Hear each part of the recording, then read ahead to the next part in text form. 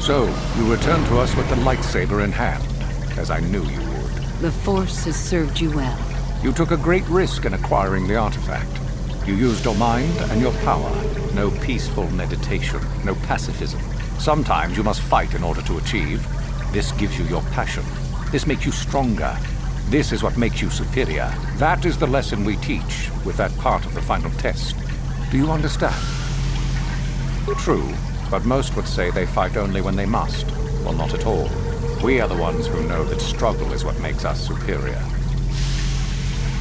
When a Jedi acts, it is with skill, true, but the Jedi teach you that your passions are counterproductive, that strength is only found in peace. Did you not feel a moment of excitement in the tomb? Did your passions not flow and make you feel stronger and more alive? What purpose would be served by restricting yourself from such? I would say only the purpose of the Jedi. Through this, they would control you and restrict your potential.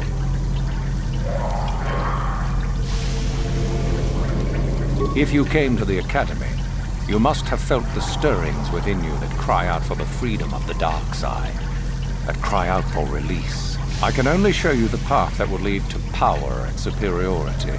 You have followed it this far. You must decide if you are capable of continuing. This is where your path ends, young one. There is no turning back once you have embarked on it. Good. The last part of your test will now commence. Here, you will learn the lesson of competition. All life must compete in order to flourish. Such is the natural way of the universe. To stand still is to know death. One must always be moving forward. So it is the same amongst the Sith. Compete or die, mercy is irrelevant. So it behooves you in this final test to strike down one you are familiar with, for no other reason than to prove you are superior and without mercy. Normally, this would be against another student. You, however, get a special treat. You will fight Yuthura here, my own apprentice. You talk too much, old fool. So, you know, do you? Well, it makes no difference. You have become too ambitious, Yuthura. It is time for you to die. No, it is time for you to die, Master. My pupil stands with me. Sadly, Yuthura, it is you who are mistaken. Your pupil is more ambitious than you realize. Isn't that so, young one?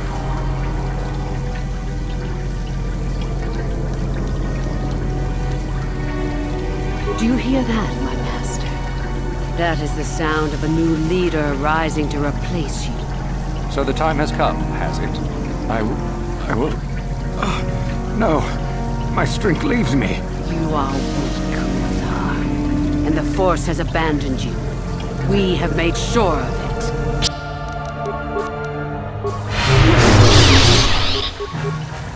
Kotor is finished, and a new order is brought to the Academy. Excellent. Unfortunately, I don't need...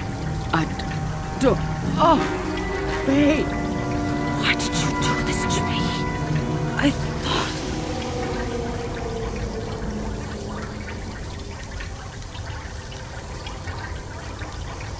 Damn you! I will destroy you for this. You will never leave here alive.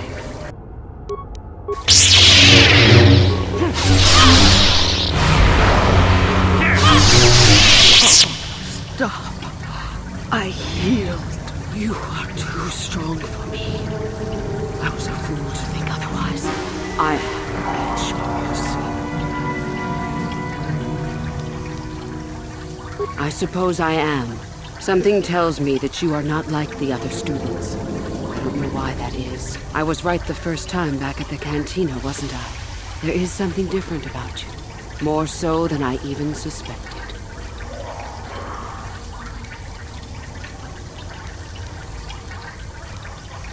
I see. I should have known, right from the beginning. But you are no longer the Dark Lord you once were, are you? You are Revan, and yet you are not. What I sense of your destiny is still unclear. So what happens now? Will you show me mercy? Will you just let me leave? I had no choice. You reminded me too much of a time before I became a Sith. I didn't want to think about that. I suppose you could be right. All the things I wanted to do, all the wrongs I wanted to right, I haven't done any of them. They just get farther and farther from my mind. All I've cared about is power and myself. This isn't the person I was. You're right. Maybe what I needed most was peace after all.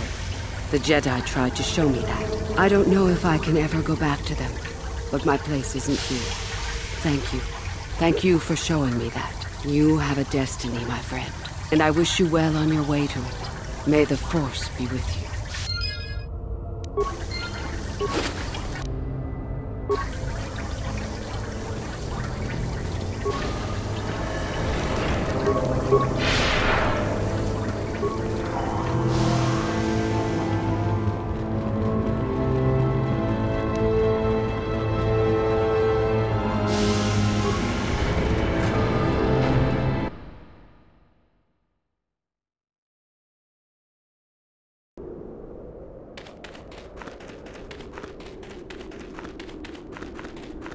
You're out here to look for artifacts, I suppose. I'm not here to get you out of trouble if you do something.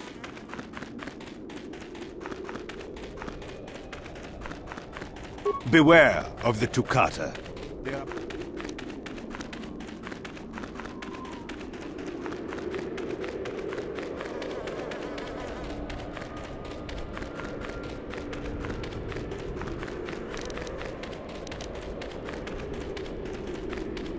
You there!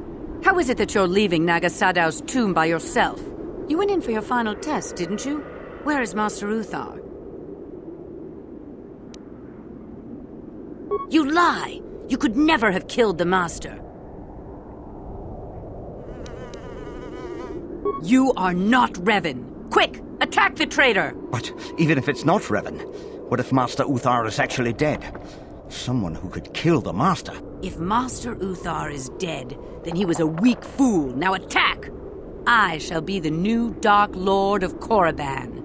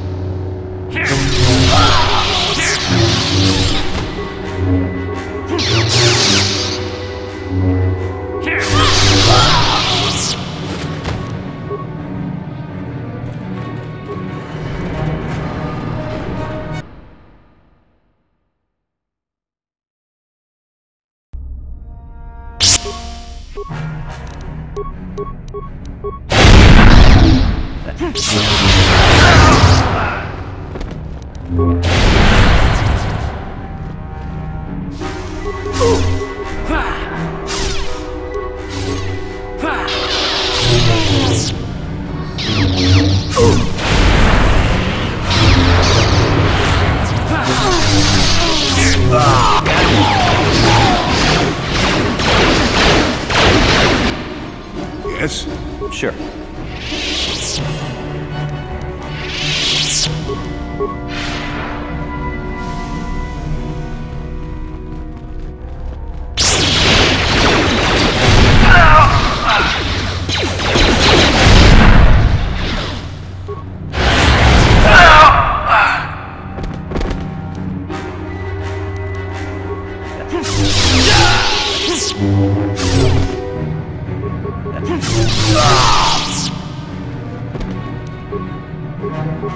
Huh? What?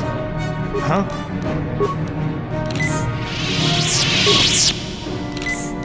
What?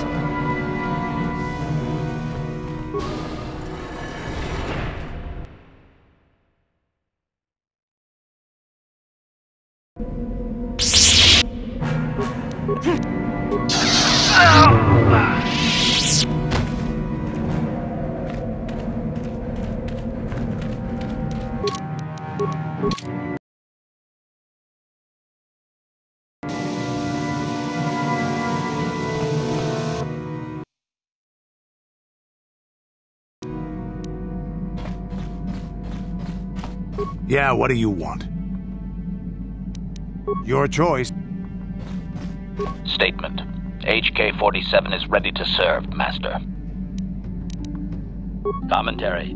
That is unnecessary now, Master. I have been returned to you and my memory core is now fully functional. Statement. My functionality has now been fully restored, Master. I exist to serve Revan as your personal battle droid. In time, my assassination protocol can be restored, and at that point I will once again endeavor to eliminate any meatbag opposition you may have.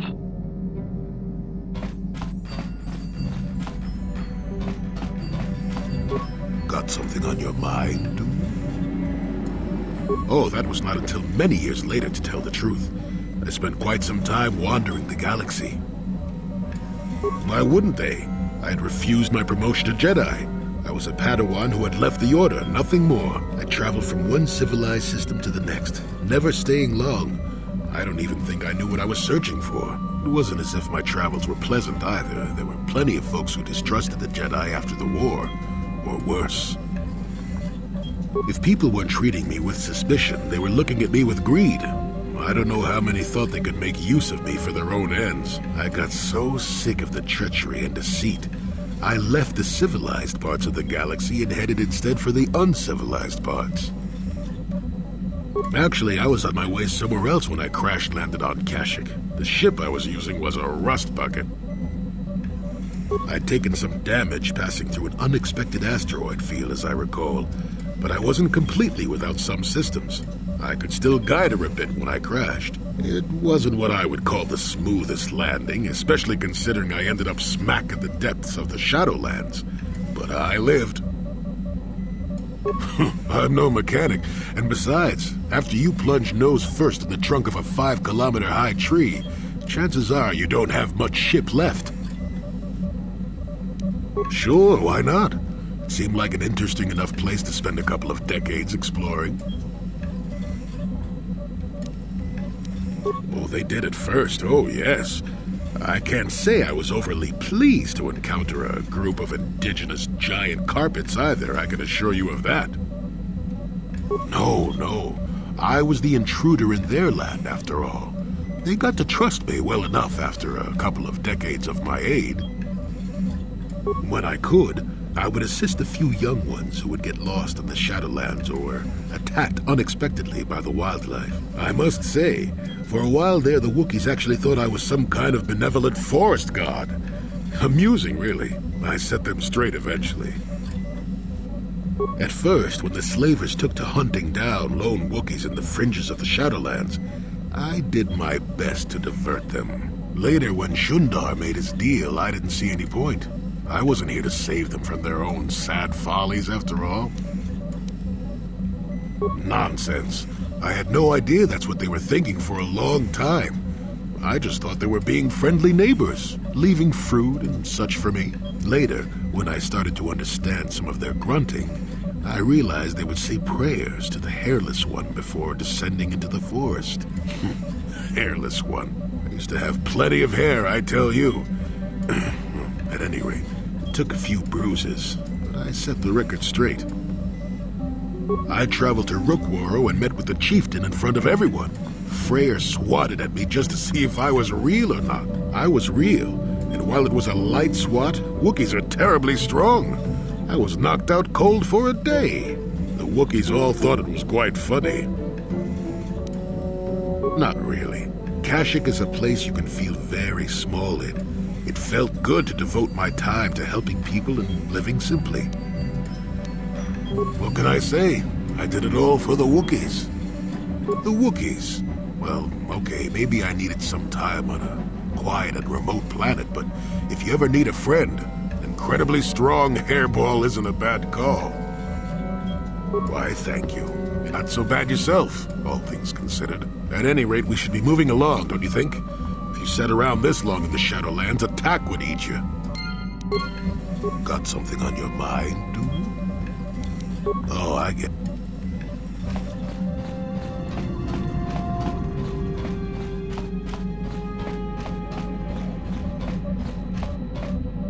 Yes, what's on your mind? I think so. If he's anything like he used to be, Dustil hates to be tricked. There's no way he'll let the Sith trick him again. As for whether or not he'll be my son again, I don't know. He's so full of anger and hate. I wasn't expecting him to be like this. Well, maybe we can work it out. I hope so. I guess I'll have to wait and see. Thanks, by the way, for all your help. Yes, what's on your mind? If you're ready to talk, then yes. So am I. I can't hate you. I tried. I wanted to hold you responsible for all the things you've done for my wife, for Telos, for Dustil. But I can't.